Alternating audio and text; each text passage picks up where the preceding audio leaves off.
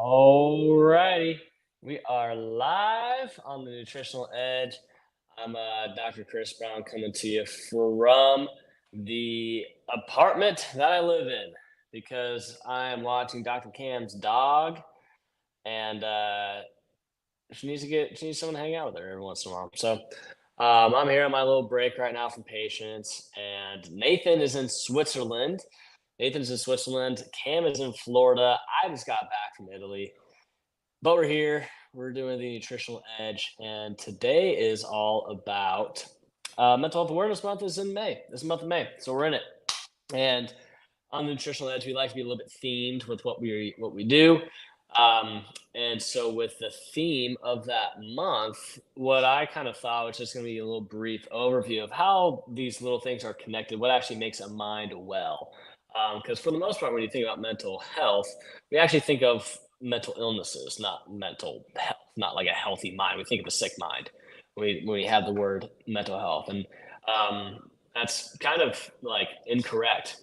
It doesn't make sense to really think like that. When we think of health, we don't think of disease. We think of like absence of disease, or we think of things that are functioning good. So if we think about mental health, we should think about how does the mind actually function good. Makes sense, right? So when it comes to that, really, there's so many different pieces to go into, little tiny nitty gritty things. But I think that it's easier to actually keep it simple. Keep it simple.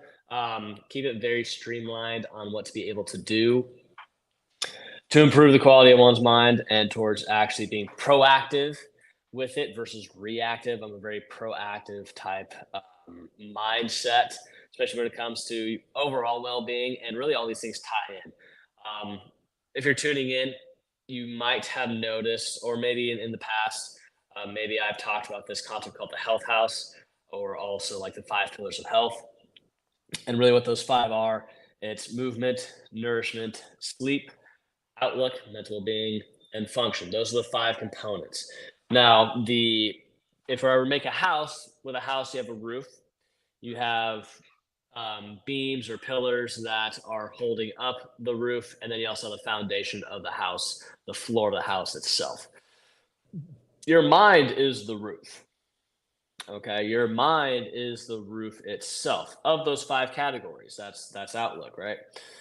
And the pillars that are holding up the roof are movement, nourishment, and sleep. And then the foundation is your nervous system.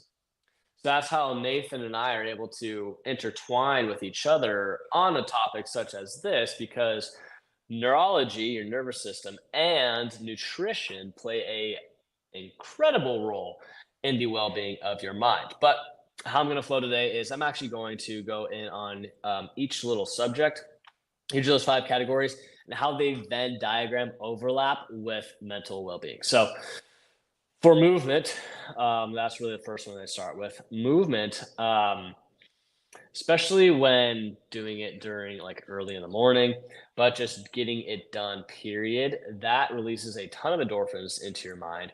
It's going to help out with hormone regulation, decreasing cortisol levels. But one of the main pieces of an ill mind is a lot of stress, which is that hormone is driven by cortisol. So it's a lot of cortisol coursing through your system.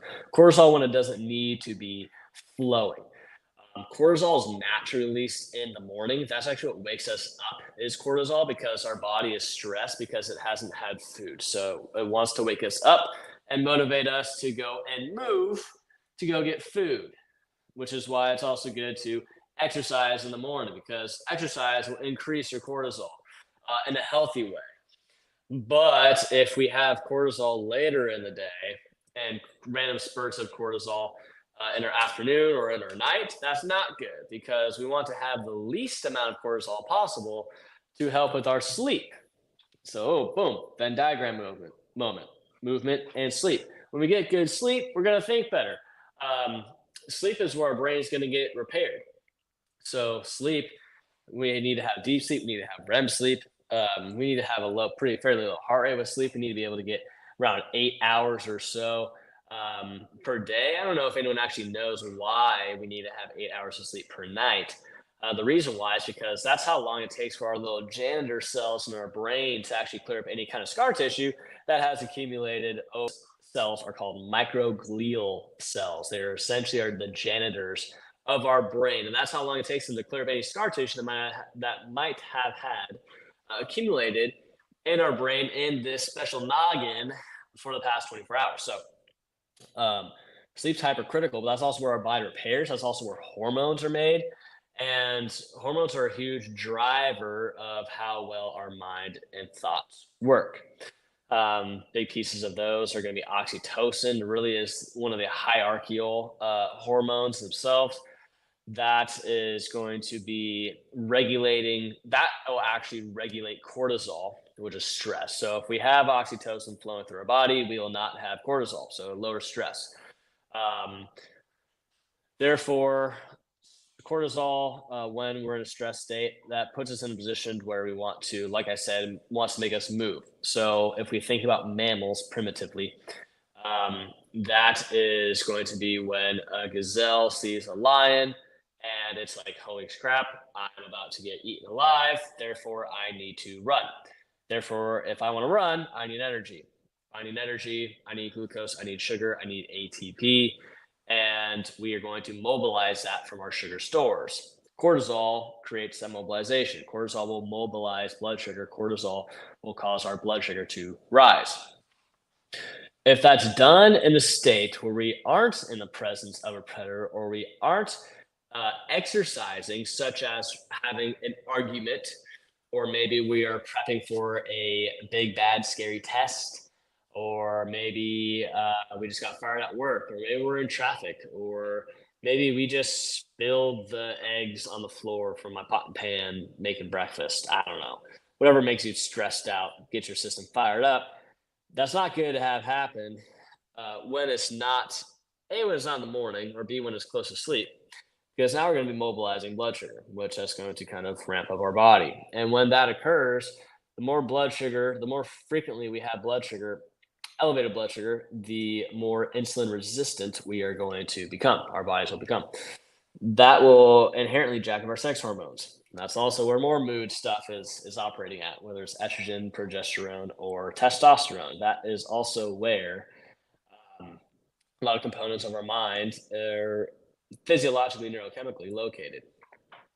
So that's a couple pieces um, with movement, sleep, and hormone related. I mean, hormones really drive everything, and how the quality of your mind.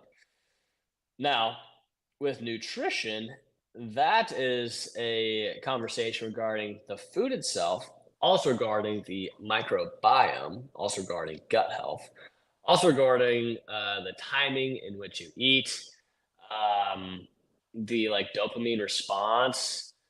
You can even go in on like fasting when it comes to that. And I guess where I would probably start in terms of food and mental well-being is the overall consensus that so like the sensation of feeling happy. I mean, really like feeling happy is essentially it's a choice or like joy. Like there's joy, happiness. People say, "Oh, this makes me feel happy." If it's a feeling, then that means that it's going to go away at some point because feelings they come and go. They go in waves. So, I mean, for the most part, people who are making comments like, I have anxiety or I am depressed," they're just embodying this diagnosis and making it their identity versus actually trying to find a solution about it. And no injections into your head for GABA or for serotonin reuptake inhibitors are not a solution.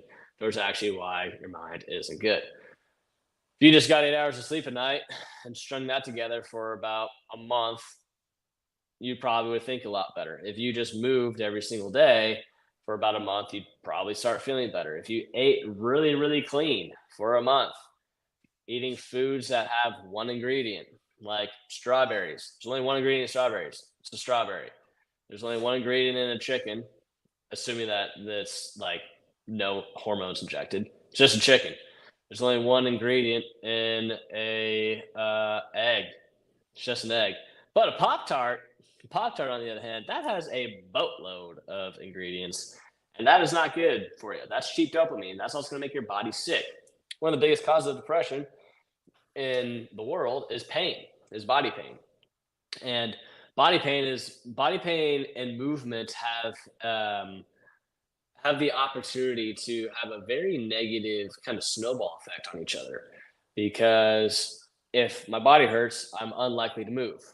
If I'm unlikely to move, my joint's going to get stiff. Therefore, my body's going to hurt more.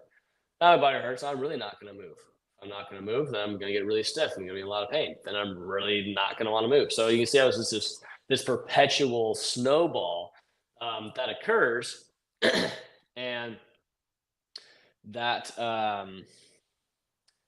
it's a trap. It's a paradox that people often get into.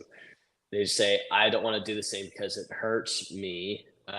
Which, okay, yeah, if it hurts you, don't do it. Not saying force the pain, but that doesn't mean just don't move altogether completely. Um, but getting back to the topic of food, um, those are just keeping it simple. Like we think about it, if mental well-being is the roof, what supports it are a lot of things we have to do for our body, which means that our body supplies our mind. In terms of keeping our brain not in a stressed state, we need to promote blood flow to it. How do we do that? Movement, once again, moving, getting your heart pumping, moving blood around, that's going to oxygenate your brain. If eating clean, well, eating bad will shut blood away from your brain, and it also makes the contents in the blood not clear, because it's not necessarily blood in the brain that will, or blood getting to the brain that will make the brain good. It's the contents in the blood that the brain needs. So the blood itself is, it's almost like a river, and what the brain needs at one end of the river, it needs what the boats are carrying. So if we imagine there's a bunch of boats in a river going from point A to point brain, we need them to get to point brain. It's not the river, it's not the boats, it's the it is the contents in the boat that will get that's what the brain needs. And if the brain's getting that, it's going to be in a stress state much less. It's going to be in a stress state at a much decreased interval, decreased frequency, decreased intensity, and also you're going to be able to handle stress a lot better. So that's where the contents of blood are really important. A lot of that comes from food. A lot of that comes from the types of food that you eat. So if we're eating quality foods, then we're going to be more likely to have better brain function and thus better thoughts. The whole goal is good thoughts, right? Happy thoughts. And really to just have a decreased amount of stress and overall just enjoyment. It's kind of what we're going for. In terms of mental outlook itself, well, I mean, that's a lot of mindset things. That's a lot of habits. Like you can go in on learning things, you can go in on doing something physical, you can go in on doing mental things. But how neurology plays a role, before I kind of wrap up this short mini episode, how neurology plays a role with the quality of your mind. I mean, there's a concept, and there's so many concepts. You have blood, you have blood flow, you have nerve flow, you have brainstem stress, you have activation of your amygdala, limbic centers, areas in your brain, you have gut brain connection, you have part of your ability to heal and recoup day in and day out. You have your sleep. Like when I make the concept of a house that is a roof, three beams, and a foundation, like your nervous system is really your foundation completely. Absolutely, it is. You can't, if you can't expect to move well if your nervous system is jacked up. You just can't. Nerves are controlling muscles. Nerves are always also controlling joint capsules, so how joints are functioning. And muscles are also controlling joints itself too. So nerves have a double way whammy on coordinating muscle function, which is going to be tough if your nervous system isn't doing good. That's also what's going to be a precursor towards your muscles being all tight and tense and not well, which leads you down that snowball I talked about if your body hurts, you're not going to want to move. If you don't move, then your body's going to hurt more. Therefore, you're going to hurt, and therefore you're not going to want to move. Nervous system also in terms of food, that's what's making sure that the nutrients that you are attempting to eat, that you're ensuring that they're actually getting properly digested and absorbed. Because if they're not getting digested and absorbed, then you're not going to be getting any of the nutritional value that you're hoping to get. And this whole thing is called a nutritional edge. So how can I amplify the function of those things? I mean, that's vagus nerve, that is small intestine, that is liver, that is blood transport, that is coordination of all these things. If our organs are in a constant state of stress, they're going to have blood shunted away from them towards our muscles. Because the whole concept of stress, primitively, is there a line in front of me and do I need to run away? That's it. If a line's in front of me, I will need to run away. Therefore, I need to use my muscles. Therefore, blood and nerve flow and energy will go directed towards my muscles. Thus, they go away from our organs. It's one or the other. It's really hard to be both at the same time. That's also why after you eat, they say wait 15 minutes before getting in the pool and horsing around. People get sick because they just ate, which just means they need to be in a rest and digest state. Instead of that, they go and run around, and then this is all jacked up because your body doesn't know where to put blood to. But your organs need energy in order to digest. That takes a lot of energy, ton of energy. So if we're not providing it that opportunity to actually rest, then what are we doing? Um, Nervous system, mental well-being, neurochemicals. So neurochemicals themselves, those are kind of what people think makes us feel good. That's dopamine. That dopamine is more so like the addictive molecule. Um, so when we salivate thinking about that ice cream and we want to have that ice cream, that you're having dopamine released into parts of your brain. That's giving you the incentive to go out and find ice cream or gelato. I just came from Italy, so I'm talking about gelato. Um, Serotonin is the actual like feel happy molecule that kind of like puts a smile on your face and feel good. And your microbiome in your gut creates 90% of your serotonin. And yet, when we talk about depression, oh, I just put these two and two together. We talk about depression, we focus on SSRI reuptake inhibitors or receptors in our brain. And if the majority of serotonin is in our gut, 90% of our gut, um, why would we focus on the 10% up in the brain? That is almost inferring that there's no issue with the gut. When in reality, if we're having a problem with serotonin, 90% of the time that's going to be originated in your gut.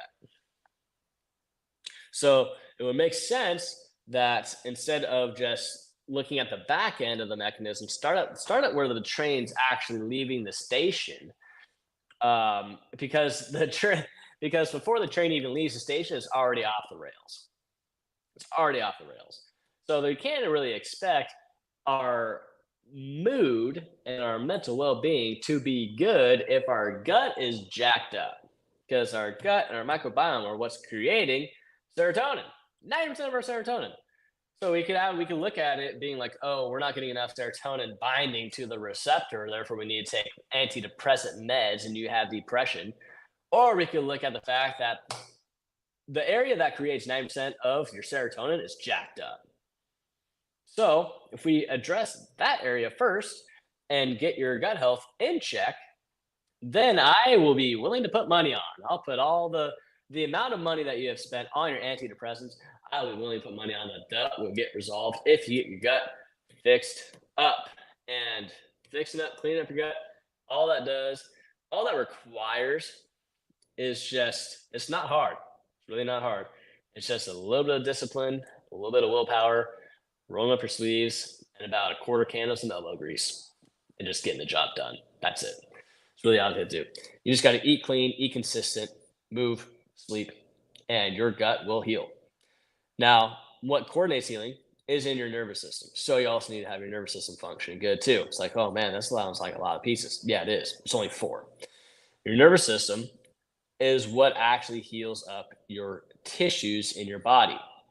So healing comes from our brain. Our brain creates these healing codes and is communicated through nerves.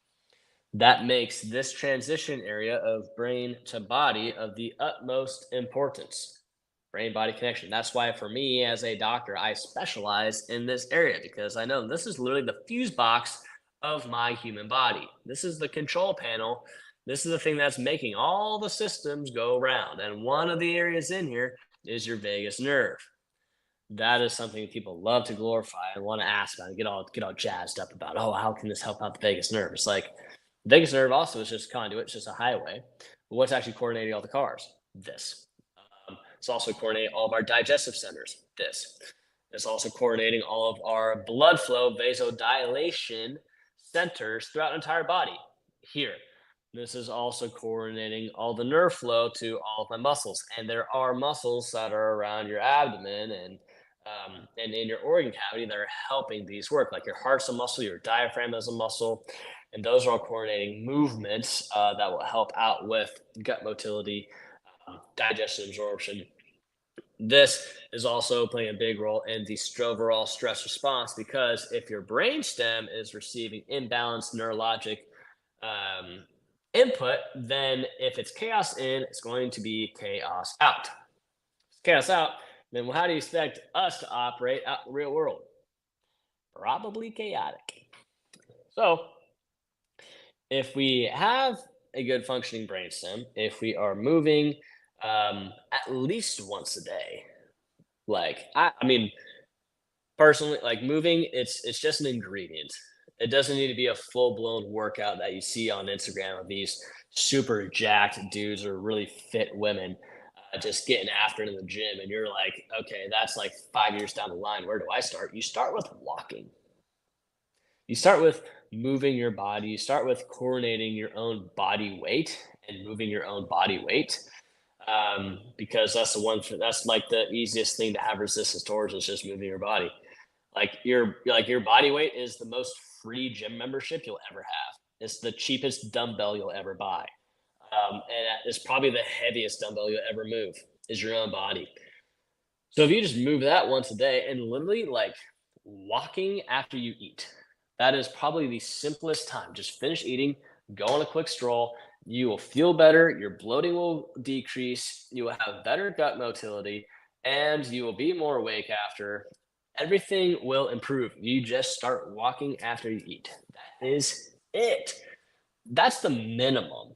And then you got people that are strength training or running or swimming or biking, and yes, mixing all those things, those are great. But for people that just have no clue where the heck to start, just start with I'm just going to move every day. I don't care what it is, just move. Now, um, so if you move every day, you'd probably be in pretty good shape. Like I said, if your brainstem is functioning good, you're gonna be in really good shape. If you eat clean, if you're eating foods where the food itself is the only ingredient, you will probably be pretty good. You'll probably be thinking pretty dang well. You'll probably have good quality thoughts. Why? Because if you feel good, you think good. Let that one sink in. If you feel good, you think good. And if you think good, you will feel good. Now, this can be a feeling could be in your more so in your body, whereas your mind is thinking. But with our mind is thinking, we have to consider thoughts. And with thoughts, we have conscious thoughts. And then we have the thoughts that just bubble up at random. You're like, why are you here? We create 70,000 thoughts a day. And 90% of those are from our subconscious. 90% of those are negative. So actually, I remember that. So we have 70,000 thoughts a day. 90% of them are negative. And of those 70,000 thoughts, 90% of them come from our subconscious. Therefore, our subconscious tends to be a very negative thing, a very negative um, form of thought patterns, energy, because most of the time it's going to be, um, most of the times it's negative or traumatic experiences that we've just compartmentalized and haven't actually processed and it's stuck in our subconscious and then it'll decide to just bubble up at random in our head and then we don't know why it's there. So um, that's how that works. And lastly, sleep. If we aren't sleeping good, we can't really expect to think good. because that's the one time we actually get to turn our brain off and rest and recover, which is critical towards sustaining output and sustaining ourselves. It is essential. So if we're not sleeping good, that's gonna be tough. It's gonna be real tough. So we gotta tend to all five. There's one thing that I've learned, especially since playing college baseball, is that I can't just move well and don't take care of the others. You gotta take care of all five. You gotta move good. You gotta eat really clean. You gotta get your sleep. You gotta think good. You gotta do stuff for your thoughts. You gotta do stuff for your mentals, and you got to get your nervous system checked. Get your nervous system checked, peeps. That is the most important thing. I got mine checked today, and I did need to be adjusted today. So I got my brainstem reset, firing all cylinders. Um, range of motion is pretty nice and clean. But for the most part, now I know that I'm going to be back in a state of healing and repairing my body and functioning good. And now I can trust that all the effort that I put in for my body will actually get integrated the way that I am hoping, because this is what is coordinating everything else. So, at the very least, your foundation is your brainstem, is your top two bones of your neck that functionally coordinates everything in your body. So, we have a health house, we have a foundation, it's your nervous system. We have three pillars that are holding up a roof. That's movement, nourishment, and sleep. And then we have a roof itself, which is your mental well-being. If you want to tend to your mental well-being, you got to take care of your pillars, and you got to make sure your foundation is tip-top sturdy. That's what we have to do. So if you're trying to figure out where to start, I would start with the pillars, see which one is being neglected. I would probably bet that all three are being neglected. And if you're the kind of person that has been tending to maybe the roof and three pillars, yet nothing seems to work, that's when I would go get your nervous system checked. That would be the time to get it done. So, thanks for tuning in. That was my little rant. If you're tuning in late, I recommend going back and watching this because I got into flow mode around like minute 13, and I actually put on some pretty good stuff just now. So if you tuned in late, pop back on, rewatch this. This will be a nice little piece, and I think that's a good overview to start kick this month off on the right step. So that's what I got going on. I am gonna go take Cam's dog on a walk, and I'm going to eat my lunch. See ya.